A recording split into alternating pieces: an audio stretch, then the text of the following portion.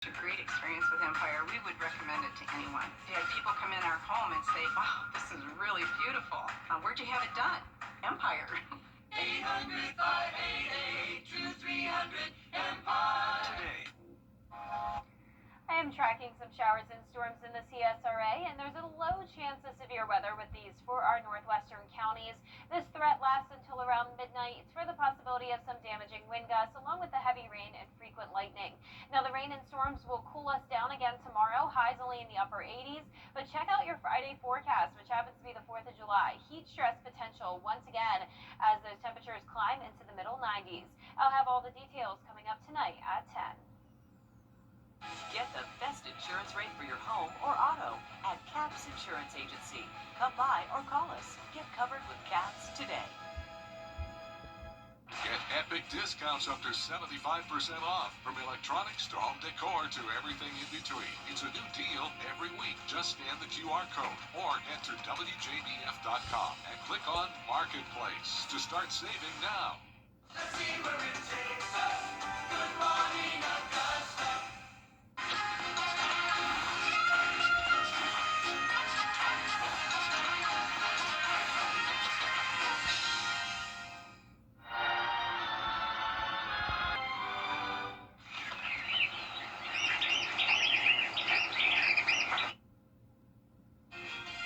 Now at 10, Columbia County Library System. My residents are speaking up on the county's decision to become its own single county region. Straight ahead. And a beloved Augusta Park back open after being damaged by Helene. We'll tell you all about their grand reopening as News at 10 starts now. Live from Television Park, this is WJBF News Channel 6 at 10 on BTV. Good evening, everyone. I'm Isabella Moody. Thank you for joining us. Coverage you can count on begins with Columbia County Commission continuing to hear feedback from concerned residents on the new Columbia County Library System. I was able to speak to those concerned about this. In May, Columbia County leaders announcing a plan to leave the Greater Clarks Hill Library region and become its own single county region, meaning it would remain in the state library system. Some are voicing concerns with the fact that commissioners are not appointing anybody onto this new board that they're creating and how this might impact the future of the books in the library. So they just created a shell of a board. So what that does is they've just canceled all public meetings regarding the library for the next 6 months. So the only reason I can think for them to do that would be so that they can establish policies without having to have public meetings. And they can do that behind closed doors. So that way they don't have to have any public input. This new system will not go into effect until January 1st of next year, but some who attended the meeting tell me that they will continue to come to county commission meetings to have their voice heard.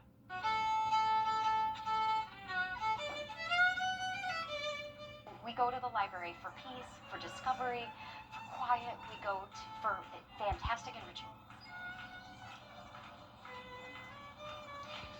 We go to the library for a lot of different wonderful programs, and they have been our family since we moved here. Columbia County denied an interview, but gave us a statement that says, as part of the transition from the Greater Clarks Hill Regional Library System to the Columbia County Library System, the Columbia County Library Advisory Board is being dissolved effective immediately to streamline governance and eliminate overlap, since the regional board is the sole board authorized to make decisions under state law. While the new system won't go into effect until January 1st, 2026, patrons still have the full ability to go before the current regional library board between now and the end of the year to share input, raise concerns, and be heard. Overall, the people I spoke to told me they just want the librarians to be able to decide what books are in the library and where they should be placed. A bill in South Carolina State House could change how public school students are graded. Some teachers say they're told to give students a grade of at least 50, even if students don't earn it. The new bill would ban that practice and could take funding from districts that get caught. Supporters of the bill say students should earn their grades. I hear a lot of frustration from teachers is in instances where students don't turn anything in. They still have to assign a set minimum grade, a grade floor, and teachers worry that that is not teaching work ethic and integrity. Kelly says he worries that passing this alone without doing a comprehensive look at the state grading system could lead to unintended consequences. Also in effect today, South Carolina teachers no longer have to regularly renew their teaching certificate. It will now be permanent once it's earned, and there will be no need for renewal unless it is suspended or revoked. Time now for a quick look at the forecast. Well, it's pretty dry out there, Isabella. We do just have a few spotty showers here and there in the CSRA. You can see that now on Live Vapor 6. We had some stronger storms earlier in our western counties, but now it's just all that green color indicating some very light rain. That's what we're seeing up in McCormick, Lincoln, and parts of Saluda County and Edgefield County. Then down towards the south, we have the tiniest little downpours here in Jenkins and Screven County, just to the south of Girard and Sardis. But in Augusta, it's bone dry. This is a live look in at our Terry Lambert Hyundai Skyview cam. As for our almanac, you can see temperatures were around average with a low of 73 and a high of 92. And right now, those current temperatures are in the upper 70s through lower 80s. 81 in Augusta and Aiken and Wrightsville, you're at 80. 76 in Crawfordville and 78 in Lincolnton with some pretty high dew points. It is a muggy night with winds gusting up to around 10 to 17 miles per hour, so a bit breezy at times. Tomorrow morning we'll have a light southwest wind with temperatures falling into the low 70s. And looking ahead, you can see we're not done with the rain yet. Still a pretty high chance tomorrow, but we'll start to dry out as we approach the holiday. I'll have a look at your feature cast coming up, but back to you, Isabella. Thank you, Jenna. A big day for the city of Augusta. City leaders holding a ribbon cutting this morning to reopen Pendleton King Park 9 months after Hurricane Helene. Graham Lee has the story. Parks are necessary. They're the necessary thing in our communities. For District 2 Commissioner Stacy Pulliam, the ceremony has been a long time coming after countless phone calls. It means a lot to me just because I love parks, but it also means a lot to me because my constituents were consistently asking, when is the park going to reopen? The park suffered major damage because the 64-acre property is surrounded by hundreds of trees, many of which were knocked over or destroyed by the hurricane. We had, different paths blocked off, disc golf courses kind of in disarray. Areas were just not where they should be, like they are today. The Georgia Forestry Commission assessed the property, finding almost 300 trees needing attention. We had a lot of branches that were caught up in trees, and it just wasn't safe to have people in. We had a lot of trees that were precarious, and so they came in, identified all those trees, marked them, so that the heavy equipment could come in and remove them. Now park goers can enjoy park amenities once again. I'm missing out on a place to come. I'm a nature person, and therefore this is a beautiful park to come if you're a nature person. So I love it, and I come here sometimes just by myself or with the dog. The park is that place of solitude, and so it means a lot to me because I know it offers a whole lot to my constituents, my neighbors, my family, my friends, everyone. With Pendleton King Park open once again, the Parks and Rec Department has now reopened all 71 of the city's parks since the hurricane. Hurricane Helene damaged a lot of property in Augusta, so what will be the impact on property values? The appeal process is underway after property reassessment notices were mailed to owners last week. Dozens of homes were lost due to the hurricane, others suffered extensive damages. The appraiser's office saying this is impacting the reassessments. We did look at several thousand properties that were impacted by the hurricane, and to the best of our ability affected the value, gave reductions because of the damage that we saw. And so there will be some individuals, a lot of property owners that have a lower valuation this year because of that damage. Property taxes are based on assessed values, but Roundtree says that even with the hurricane damaged property, values grew by 3.5%. You'll notice more money in your paycheck soon thanks to a new Georgia law which lowers the state tax rate by 20 basis points. It's thanks to a $1 billion budget surplus. The state will issue a $500 tax credit for families and $250 tax credit for single Georgia taxpayers. Also new when it comes to state rules and regulations, all Georgia school districts must now limit cell phone use for students in kindergarten through 8th grade. And Senate Bill 1 goes into effect when it comes to fairness in sports impacting transgender students. So in public schools in Georgia, you're required to have explicitly male and female and co-ed teams, and you're not supposed to let biological males play on a team that is designated as female only. So I think that one's gotten a lot of attention just because of how national this issue has become. And there's this new policy, you can use a digital version of your driver's license in Georgia. The city of North Augusta is rolling out a new plan to address safety and parking frustrations in Riverside Village. Phase 1 is already funded. The city has $163,000 to make improvements in the area. Bollards will go near sidewalks, crosswalks will get flashing lights, curbs will be painted to show no parking zones. The money comes from a one-time payout tied to the Crown Plaza hotel sale. We got those apartments going in down there, and there's going to be more people down there. And I really think they're trying to get this situation better coordinated before we grow anymore down there. You know, the bollards are needed to keep traffic and pedestrians separated. And the suggestions that they're making right now are to protect people. And I see that as a good thing. Phase 1 could start soon with funding in place. Other phases are in the works. The city is moving fast to hire vendors and begin outreach.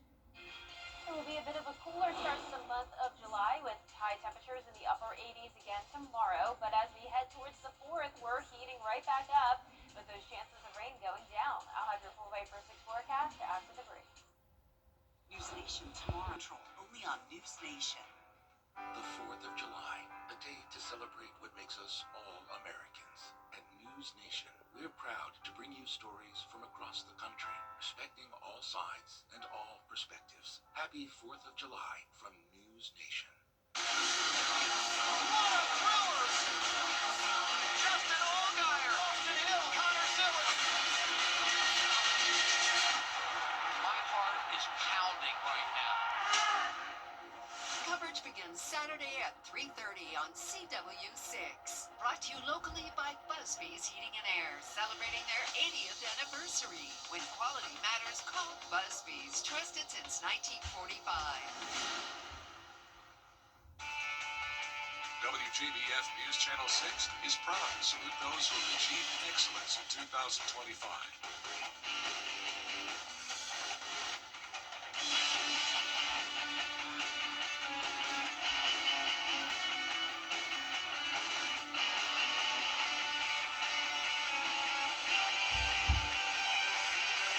Congratulations, you are the best of the class. Want to get up close and personal with the weather?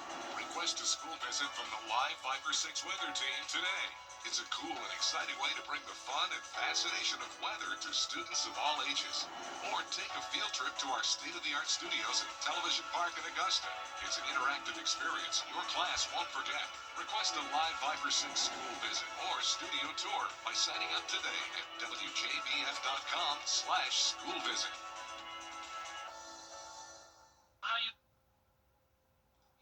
Now, your most accurate forecast with WJBF Live Viper 6. Welcome back. Here's the latest on Live Viper 6. We are seeing just a few light showers across the CSRA, and there are some heavier downpours up in northern Georgia. Notice some lightning strikes as well. That's all in between Chattanooga and Atlanta. This activity is moving into our general direction, but a lot of this is going to continue to fizzle out. So other than a few showers overnight, we're going to keep it dry. And you can see now on our Terry Lambert Hyundai Skyview cam, it is dry with just a light breeze in Swainsboro. We're at a warm 81 degrees, feeling like 86, thanks to dew points in the 70s with a west wind of 5 miles per hour. We're down to 74 in Washington, but Millen still at 80. Same thing in Aiken, 78 in Edgefield, 75 in McCormick, and 77 in Gibson. You can see on satellite radar that we do have this cold front marching in. This will continue to bring us the chance of showers and storms over the next couple of days. So a lot of moisture around. We're seeing this disturbance down along the coast of Florida as well, bringing showers and storms to the Sunshine State.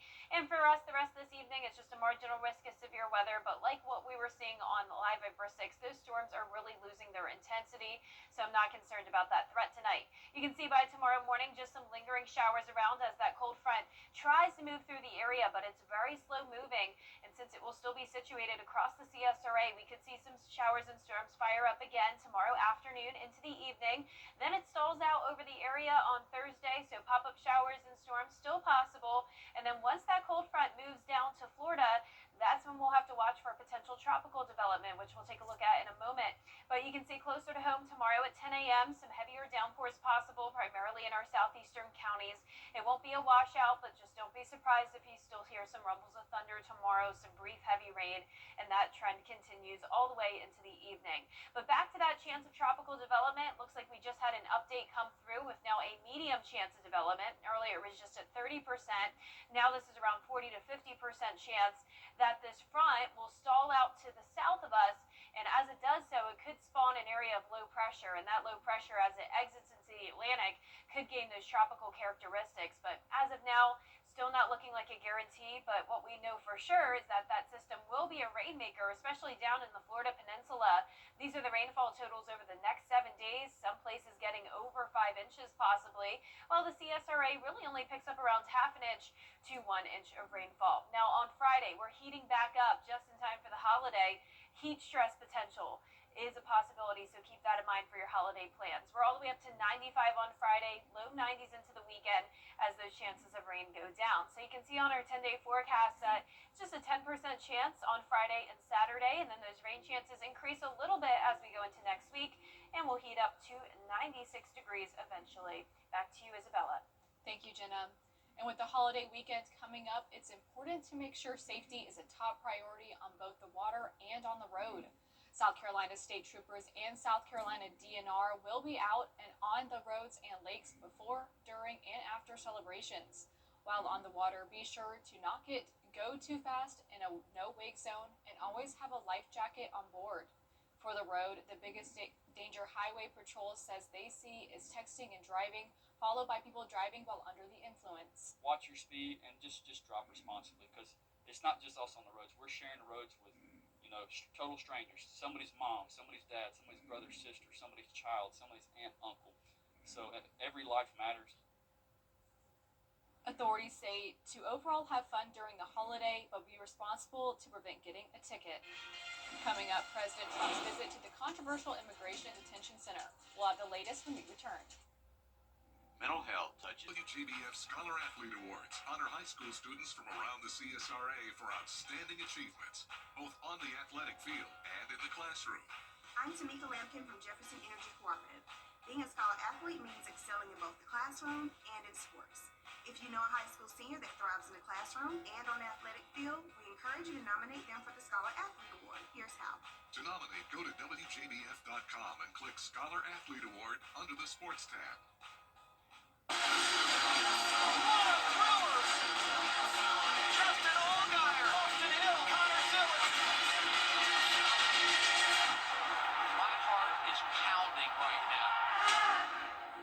Coverage begins Saturday at 3:30 on CW6. Brought to you locally by Hardee's, where there is always goodness in the making. Stop in for fresh baked biscuits, crispy hand-breaded chicken, and char-broiled 100% Angus beef burgers.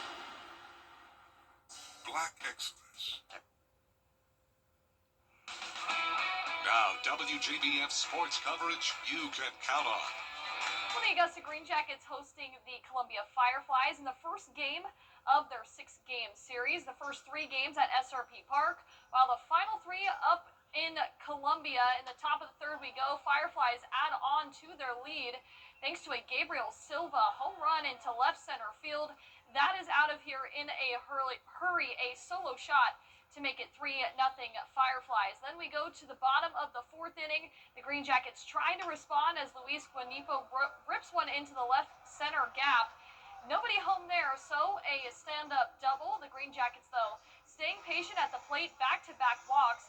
Now leaves the bases loaded for Elio Campos, who shoots a sacrifice fly. The center fielder, he races over, but that is deep enough to score. Guanipa Augusta gets on the board, but the Fireflies offense just too much to handle They go on to win it 6-2. The Green Jackets, they look to bounce back on Wednesday night. Now, one Columbia connection on the Green Jackets is catcher Colin Burgess. He played for the South Carolina Gamecocks from 2020 to 2022. Now, the Lexington native staying relatively close to home, pursuing his professional baseball career in Augusta. Now, this season with the Green Jackets, he's racked up 15 hits, 2 home runs, and 8 RBI. So really a full circle moment playing in Columbia this 4th of July weekend. Some of my best friends in the 3 years that I was there, and I wouldn't do anything in return for that. Yeah, it should be a lot of fun. I already texted a bunch of my buddies that still live there and said they're going to come out and support. So how does that make you feel that you have a lot of friends and people to kind of like support you through this journey? It's a lot. It's really nice to have them on my back pretty much, yeah. Now the Atlanta Braves hosting the Los Angeles Angels, a scoreless game up until the 8th inning. It was the Angels, though, that capitalized as Joe Adell shoots one to left field with an RBI double. The Angels get on the board, just not the Braves' night offensively. They fall 4-0 to the Angels. Well, the beginning of July means football season just around the corner with multiple players being named to preseason America teams. Now, University of South Carolina edge rusher Dylan Stewart was named to the Walter Camp preseason All-America team. The Walter Camp team is the nation's oldest, marking this year as the 136th edition. Now, other notable names include Clemson quarterback Cade Klubnik, on the first-team offense, Clemson defensive lineman Peter Woods, and Georgia punter Brett Thorson. Now, the Georgia Tech Yellow Jackets sporting some new jerseys this upcoming season featuring new white, tech gold, and dark gray uniforms. Now, this represents Georgia Tech's first uniform revamp since 2022. Now, all 3 jerseys will have the Georgia Tech logo on the collar, the ACC conference on the right side, and the Adidas logo on the left. That's it for sports. We'll be right back. Is your bathroom due for boy today?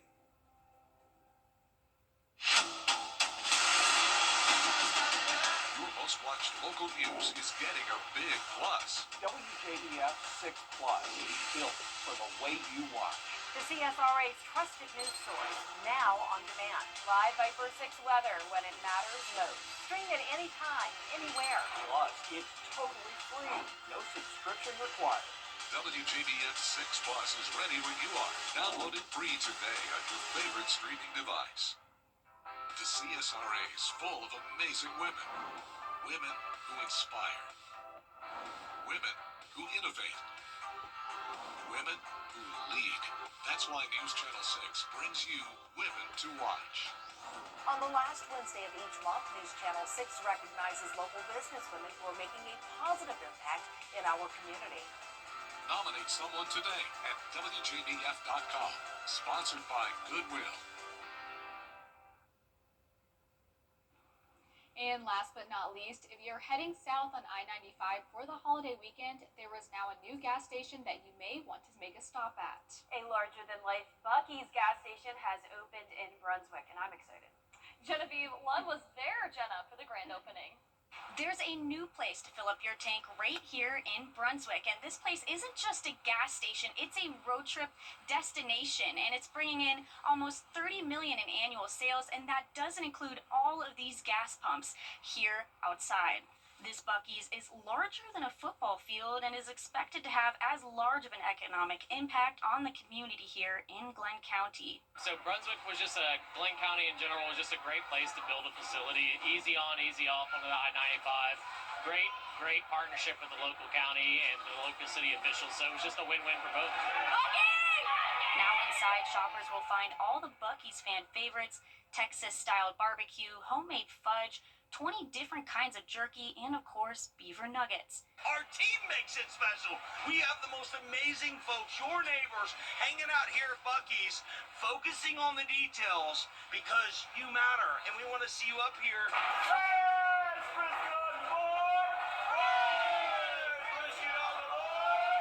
Buc-ee's started in Texas more than 40 years ago, and something that everyone in line said that we have to try is this Texas brisket. So if you're driving through Brunswick, make sure to stop and try some Texas brisket. And as they say again in here, they chant, fresh biscuit on the board. Reporting, Genevieve Lund. Okay, so I love Buc-ee's. Wow. Gianna doesn't even I've never know what been. Buc-ee's is, Nope, which I've is never a been. problem. Yeah. Not from here, right? So I have no idea. And I need to go to one in Brunswick. Now Yeah, you guys Right. are so Now I smart. know Brunswick is where it is. Yeah. I'll be going to that one a lot because I drive that route a lot of times. But yeah, I'm Nice. from Texas, so I'm used to them. Okay. But yeah, Very we cool. need one in Augusta. I or- agree. Oh, I yeah. think that would be a great. This would be a Columbia. great spot for it. Yeah, because right along I-20, good travel stop. So Absolutely. maybe one day. Well, our today forecast is showing some nice weather when it comes to drying out on the 4th of July. But if you don't like the heat, unfortunately, it is coming back.